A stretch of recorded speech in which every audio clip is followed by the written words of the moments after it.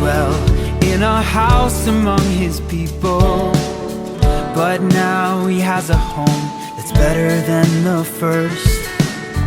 It doesn't look like a building with a steeple.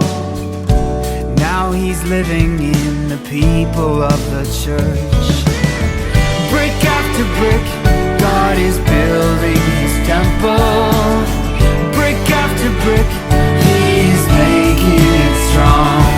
With Christ the sure foundation and his people as the stones, he is building a place he can live. Brick after brick.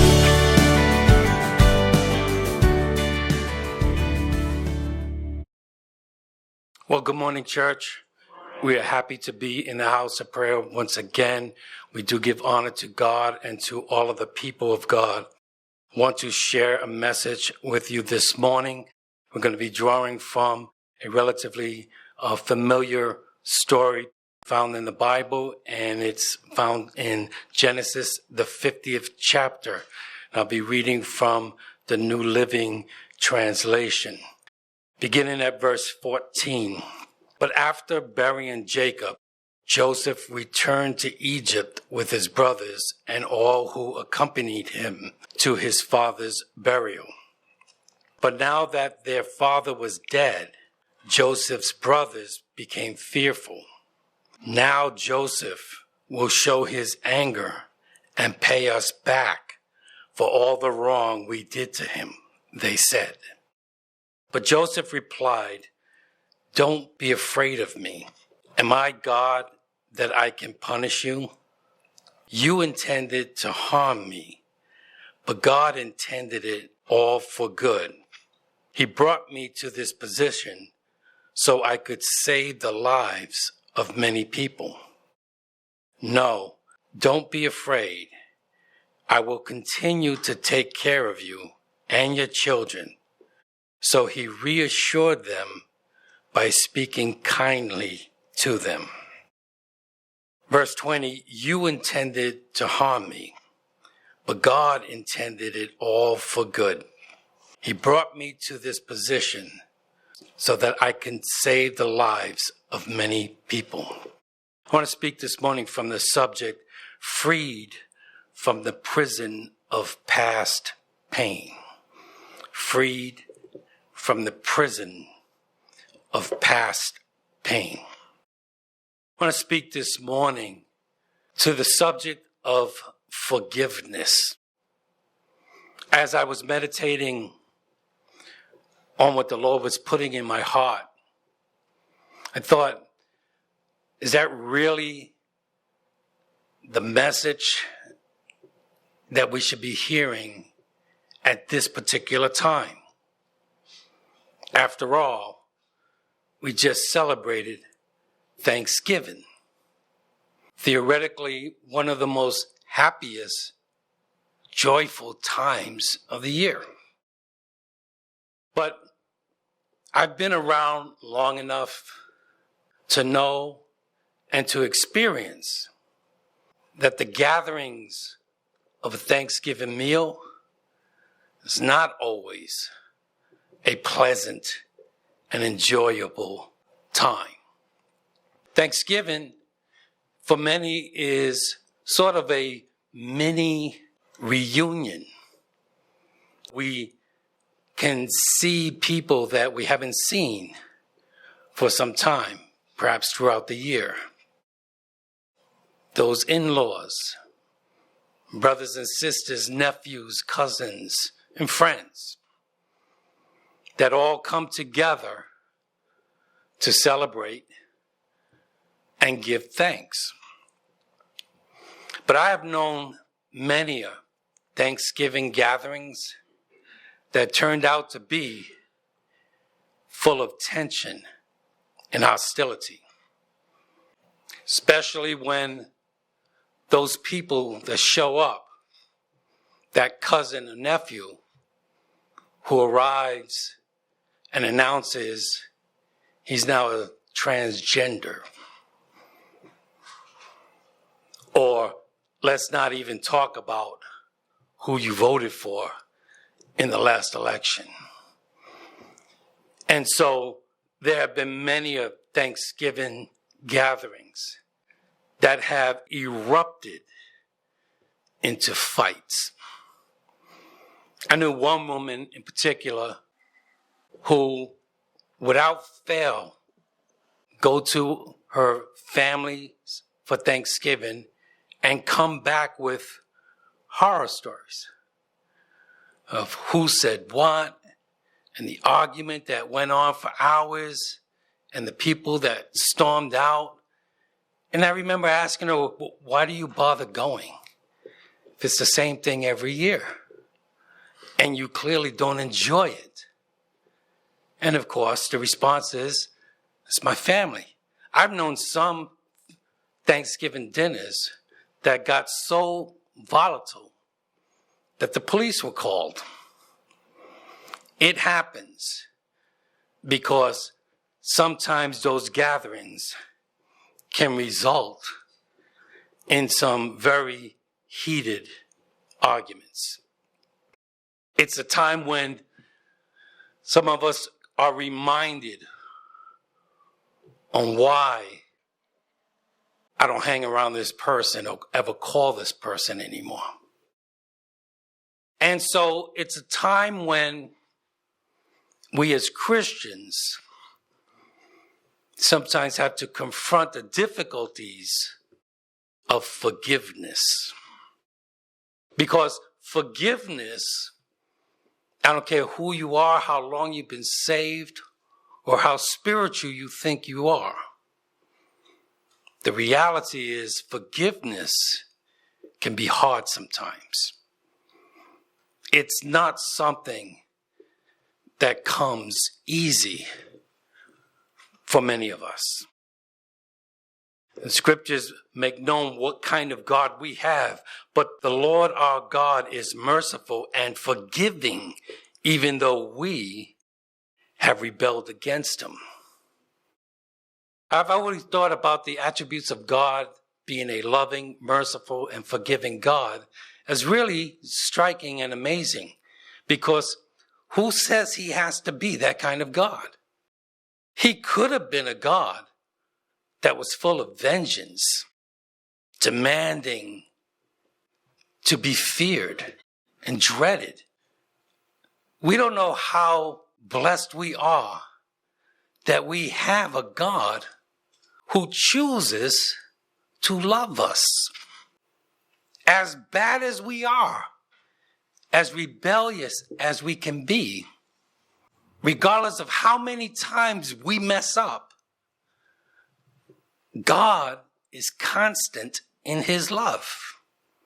He tells us, instead, be kind to each other, tender-hearted, forgiving one another, just as God, through Christ, has forgiven you. So it's clear that forgiveness is a core value to being a Christian. The most famous prayer we utter speaks to that. Forgive us our debts as we forgive our debtors. But forgiveness is not something that always comes easy. It can be hard to let go of the pains that others have caused us, especially when that offense comes in the form of betrayal. You could understand why an enemy wants to attack you. You can understand why the world would hate you. But when the people that are supposed to love you, people that you have done for and have been there for, when they turn their backs on you and offend you, that's a cut that's hard to overcome. Jesus knew it. Betrayed by someone that he handpicked to partner with. Someone that he sat and ate with every day. Someone whose feet he washed. That person betrays him. When betrayal comes, and betrayal only comes from friends, your enemy will attack you, but a friend betrays you. David experienced it in all of his many trials, battles, difficulties that he had with people, enemies. You can see the intensity of a betrayal. Talked about it in Psalm 55. It was not an enemy who taunts me. I could bear that. It was not my foes who so arrogantly insult me. I could have hidden from them. Instead, it is you, my equal, my companion, and close friend. What good fellowship we once enjoyed as we walked together to the house of God. When you experience a betrayal, when someone that is supposed to be there for you hurts you, that's a cut and a pain that can run deep and last for years. Relationships have been destroyed, unrecoverable from such betrayals. And yet, we're called to forgive. Quarreling and fighting is not something unique to unbelievers. We see it very early in the scriptures. Christians save people who got into fights, who got into arguments. Paul actually calls out two sisters in one of his beloved churches, Philippi. Now I appeal to you, Euodia and Syntyche, please, because you belong to the Lord, settle your disagreement. A call for forgiveness. I want to talk today about what forgiveness really means, and being in the practical church that we are, we want to attempt to give some practical understandings of what this concept is and what it is not. What are the dynamics of biblical forgiveness? We see an argument that arose between two prominent church leaders, Paul and Barnabas, a relationship that was ordained by God. We would read, while they were worshiping the Lord and fasting, the Holy Spirit said, set apart for me Barnabas and Saul for the work to which I have called them. God himself put these two men together to do a work. It was a God-ordained friendship and partnership that all went wrong. Find the story in Acts 15. After some time, Paul said to Barnabas, let's go back and visit each city where we previously preached the word of the Lord to see how the new believers are doing. Barnabas agreed and wanted to take along John Mark. But Paul disagreed strongly, since John Mark had deserted them in Pamphylia and had not continued with them in their work. Their disagreement was so sharp that they separated. Barnabas took John Mark with him and sailed for Cyprus. Paul chose Silas, and as he left, the believers entrusted him to the Lord's gracious care. A God-ordained relationship that failed. And we never see these two ever working together again. We can argue and discuss on who was right and who was wrong. As I studied it, both of them were a little wrong and both of them were a little right, which is how many arguments are. But what did they not do? As intense as this disagreement was, to the point where they could no longer work together, they didn't split the church. They didn't call for choosing sides. They didn't see their points of view as mattering more than a unified church of God.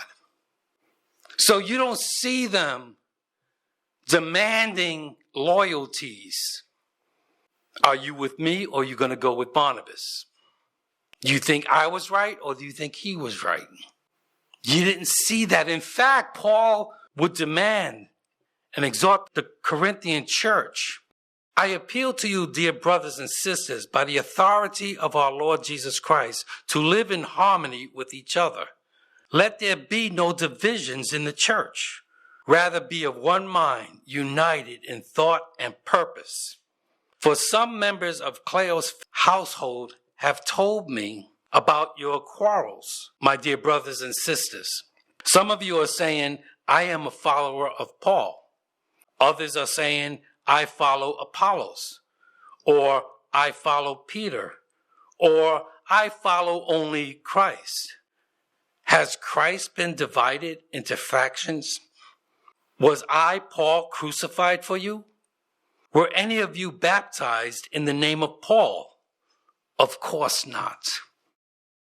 So even though they could not work together anymore, they demanded that the church stay united. This was not about personalities. There was a bigger focus here. So what happens when church folks go at it? And let me tell you, when you see fights and quarrels and disagreements breaking out in the church, that's a whole new kind of ugly. Because with church folks, when you hold a point of view, you always think that God has your back on it. And so not only do you think that you're right and the other person's wrong, but you believe you represent God's point of view. And that increases the intensity of any argument and makes it difficult to employ the principles of forgiveness. Let's look at some disagreements and fights that occurred in the Bible and see what principles we can glean from particular fights. We look at the relationship between King Saul and young David. They had worked together since he was a boy, since the killing of Goliath. He was employed by Saul and lived with Saul. There was peace and harmony in the beginning, and then it all went wrong. When Saul was given to jealousies and envy, turned against him and literally tried to kill him, sending David out on the run. And Saul, who you would think would have better things to do, went to hunt David down in order to kill him. We read of an episode where David comes across Saul in a vulnerable position and could have taken the opportunity to kill him. In fact, David's men were encouraging him in the name of God. This is the day you've been waiting for. God has given you an opportunity for victory. Kill him. And of course, David doesn't do it, but makes it known to Saul that he could have killed him. And we read that episode in 1 Samuel 26. And listen to the conversation here. Then Saul confessed, I have sinned. Come back home, my son, and I will no longer try to harm you. For you valued my life today. I have been a fool and very, very wrong. Well, sounds good. We have an opportunity for reconciliation here. Saul sees his folly, confesses his sin. What did David say? "Here's your spear, O king." David replied, "Let one of your young men come over and get it." In other words, I ain't coming near you. And Saul said to David, "Blessings on you, my son David. You will do many heroic deeds, and you will surely succeed." And then it says, "Then David went away, and Saul returned home." David did not go back with Saul, even though he was invited to do so. Forgiveness doesn't always mean reconciliation.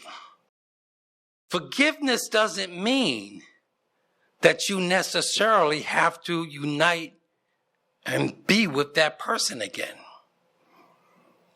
If someone says, "I'm sorry," and you forgive them, it doesn't mean now we go out for coffee. There are just some people that are so toxic that it's not healthy for you to be around them. Don't look around. And that doesn't mean you're not forgiving them. So if you forgive them, it doesn't mean you have to be with them. There are some people that you just can't afford to have in your life. They're a threat to your salvation.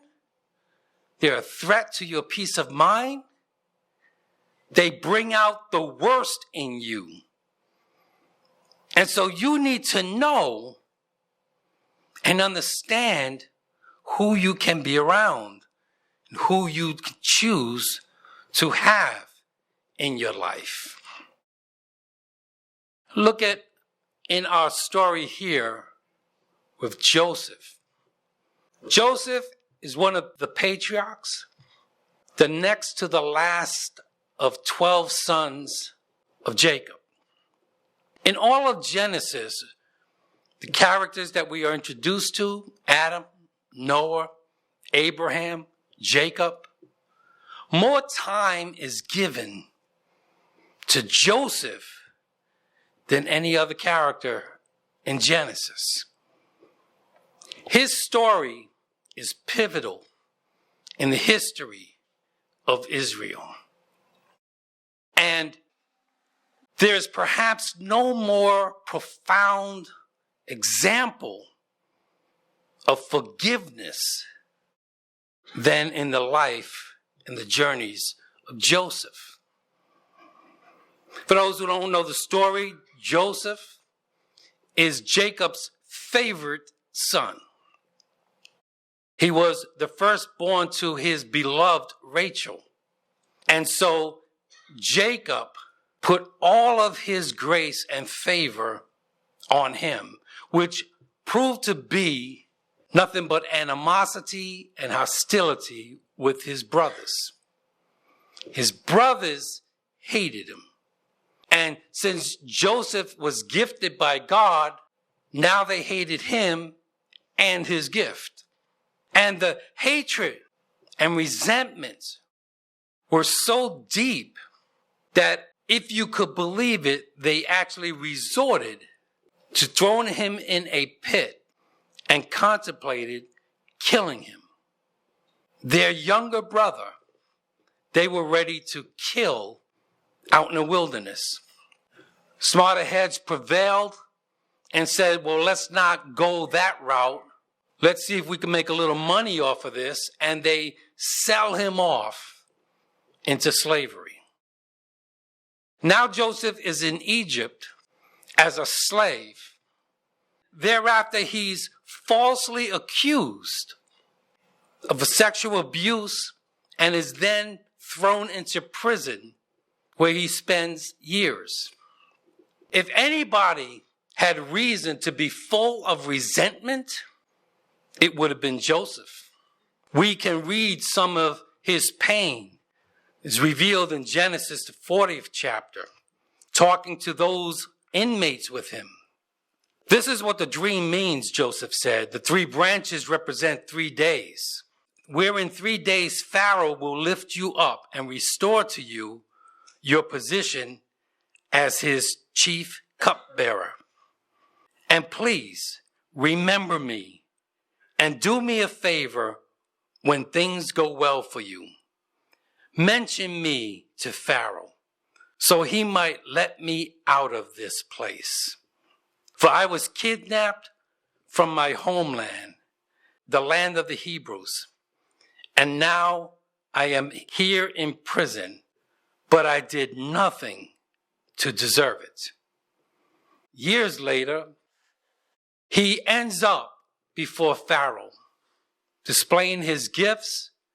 God elevates him to the leadership in all of Egypt. As he prospers and leads them through a famine, his brothers show up. And through some back and forth with the brothers, it comes to a climax in chapter 45, where he confronts them and reveals himself to them. You see, they had forgotten Joseph, but Joseph didn't forget them. And how would Joseph respond when confronted by the people that attempted to destroy his life? Joseph could stand it no longer. There were many people in the room, and he said to his attendants, "Out, all of you." So he was alone with his brothers when he told them who he was. Then he broke down and wept. He wept so loudly the Egyptians could hear him, and word of it quickly carried to Pharaoh's palace. "I am Joseph," he said to his brothers. "Is my father still alive?" But his brothers were speechless, which is an understatement in the scriptures.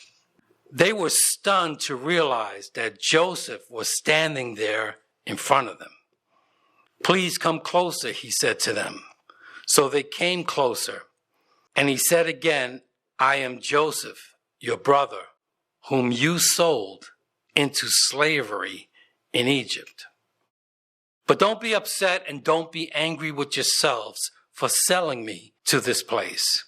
It was God who sent me here ahead of you to preserve your lives. This famine that have ravaged the land for 2 years will last 5 more years, and there will be neither plowing nor harvesting. God has sent me ahead of you to keep you and your families alive and to preserve many survivors. So it was God who sent me here, not you. And he is the one who made me an advisor to Pharaoh, the manager of his entire palace and the governor of all Egypt." So Joseph is reconciled to his brothers. Well, some time goes by there after he moves the whole clan into Egypt. They're living high, and then his father eventually dies. The story picks up in chapter 50. After burying Jacob, Joseph returned to Egypt with his brothers and all who had accompanied him to his father's burial. But now that their father was dead, Joseph's brothers became fearful. "Now Joseph will show his anger and pay us back for all the wrong we did to him," they said. But Joseph replied, "Don't be afraid of me. Am I God that I can punish you? You intended to harm me, but God intended it all for good. He brought me to this position so that I could save the lives of many people. No, don't be afraid. I will continue to take care of you and your children." So he reassured them by speaking kindly to them.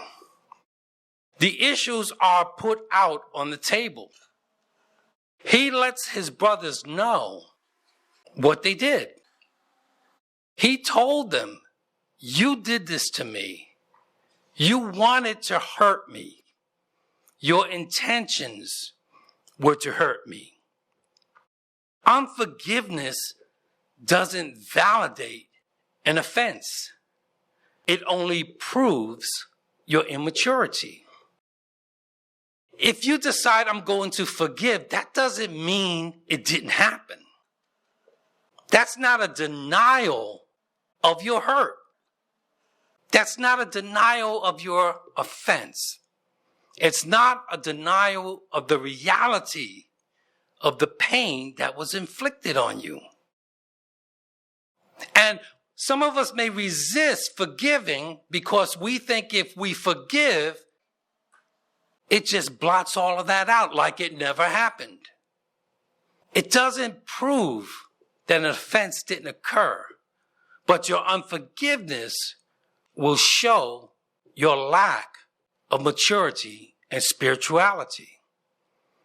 Here's another principle that is displayed in the story of Joseph. An apology is not a condition for your forgiveness. Now, I know that's hard for some people to hear. How do you forgive someone that won't even acknowledge what they did? How do you forgive someone that has never said they were sorry? In fact, not only have they not apologized, they insist that what they did was right and necessary. How do you forgive someone who has never apologized and they keep doing what they're doing? But an apology is not a condition. If you're waiting for someone to fess up and apologize, you may never end up forgiving. Some people will never apologize to you. Some people who have offended you will never say they're sorry. They didn't apologize to Jesus. An apology is not a condition of your forgiveness. Forgiveness is not a feeling. Forgiveness is a decision. If you're waiting to get all warm and fuzzy inside before you forgive, it may never come. If you're waiting for your anger to disappear before you choose to forgive, it may never happen. Forgiveness is not a feeling. Forgiveness is a decision. Let's look at this story. Some other principles that come out. Joseph could stand it no longer. There were many people in the room, and he said to his attendants, "Out, all of you." So he was alone with his brothers when he told them who he was. You never see Joseph talking to other Egyptians about what happened to him. And you know, there are some folks, something goes wrong with them, they want to tell everybody and anybody who will listen. They'll call you up to tell you how somebody else has offended you. And more so, in this social media time, we get on Facebook and announce to people who don't even want to hear this. And we tell all of what someone has done to us. How this person, these people have done me wrong. Joseph doesn't mention any of this to Egyptians. There's a practical reason for that. Because if it got back to Pharaoh, Pharaoh loved Joseph. If Pharaoh knew about this, it's very likely he would have killed them all off.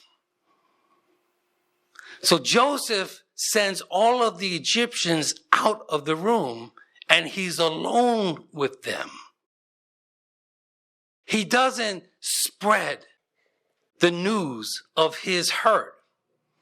He doesn't get there and say, these are the jokers I was telling you about and what they did to me. There are some things that others don't need to know. You don't have to tell everybody and anybody how someone has offended you. Love prospers when a fault is forgiven, but dwelling on it separates close friends. Some things, and I'm not talking about the need to hash things out in counseling, pastoral counseling. That's not what I'm talking about. And I'm certainly not talking about getting on your knees and crying out to God and telling him about all of your troubles. That's the place and the methods that you are supposed to use. But I'm talking about if somebody hurts you, everybody doesn't need to know that. God will judge what they did and how you responded to it. All those thinking about, well, vengeance is mine, says the Lord. God is going to get them, but it'll get you too for not handling it the way you're supposed to. And then there's this. You know the old saying, you've heard it, you've said it. I forgive you, but I won't forget it. And I can understand the rationale behind that because we don't want to let our hurts go. We don't want to diminish the importance and how devastating it was to us. But to say, I won't forget it, in many ways, doesn't even make sense. You see, God has given us the ability to remember. He built us with the ability to remember. And your memory can work for you or it can work against you. Where there is no remembrance, there's no need for forgiveness. If you could forget it, you wouldn't have to forgive anybody. It's when you know what they did, when you recall what they did, and you choose to forgive anyway. That's where God is glorified. We go back to the story. Please come closer, he said to them. So they came closer. And he said again, I am Joseph, your brother, whom you sold into slavery in Egypt. But don't be upset and don't be angry with yourselves for selling me to this place. It was God who sent me here ahead of you. He says, you did this and you thought you were hurting me, but God had a plan. What are you talking about? God has sent me ahead of you to keep you and your family alive and to preserve many survivors. Again, in chapter 50, he would continue with that line of reasoning. You intended to harm me, but God intended it all for good. He brought me to this position so I could save the lives of many people. No, don't be afraid. I will continue to take care of you and your children. So he reassured them by speaking kindly to them. So what is he talking about when he says God did this? Well, when did God do all of this? Well, we actually see it in very subtle places in Joseph's journey throughout his suffering. When he was in Potiphar's house, a slave, the Lord was with Joseph, so he succeeded in everything he did. Even when he was in prison, but the Lord was with Joseph in the prison. The Lord directs the steps of the godly. He delights in every detail of their lives. Allow God to reveal his providence in your pain. Give time and place and opportunity for God to show you what he's doing in all of your suffering and your trials. When people do you wrong, yeah, that counts. But what is God doing? How is God using that opportunity? That's where your memory comes in. How do you choose to recall what's been done? There's a movie, Saving Mr. Banks. It's a true story about Walt Disney and the woman who created the story of Mary Poppins.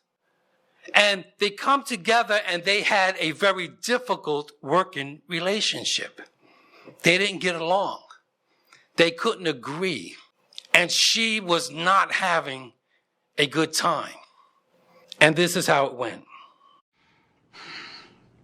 Mr. Travers, I'm sorry. I'd hoped this would have been a magical experience for you and for all of us, but I've let you down. I've been racking my brain trying to figure out why this has been so hard for you and I. And well, you see, I have my own Mr. Banks. You ever been to Kansas City, Mr. Travers? You know Missouri at all? I can't say I do. Well, it's mighty cold there in the winters. Bitter cold. And my dad, Elias Disney, he owned a newspaper delivery route there, 1,000 papers, twice daily, a morning and an evening edition. And Dad was a tough businessman. He was a save a penny anywhere you can type of fella, so he wouldn't employ delivery boys. No. He used me and my big brother Roy. I was 8 back then, just 8 years old. And like I said, winters are harsh. And old Elias, well, he didn't believe in new shoes until the old ones were worn through. And we'd push through that snow like it was molasses. Cold and wet, Mother would feed us dinner. And then it was time to go right back out and do it again for the evening edition. You best be quick there, Walt. You better get those newspapers up on that porch and under that storm door. Pop's gonna lose his temper again and show you the buckle end of his belt, boy.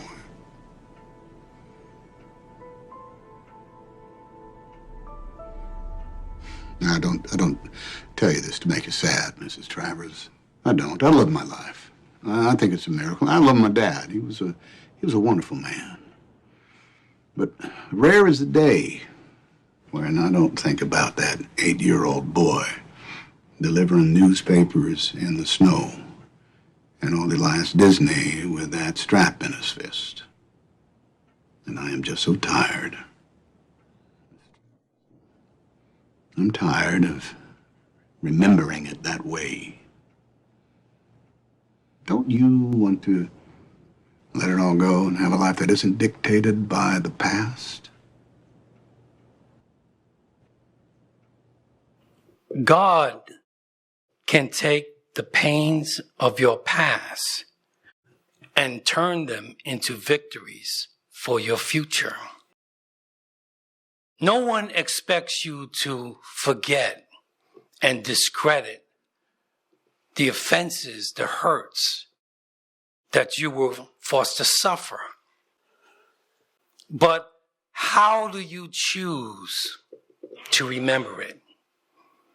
It doesn't have to be, well, that was the worst time in my life. Allow God to show you what he was doing in that time, how he brought you to the place you're in now through those difficult times. Make allowances for each other's faults and forgive anyone who offends you. Remember, the Lord forgave you, so you must forgive others. And we know that's hard. The go-to verse for forgiveness is at his crucifixion. Then Jesus said, Father, forgive them, for they do not know what they do. And if you're like most of us, we say, well, sure, but that was Jesus. I ain't Jesus.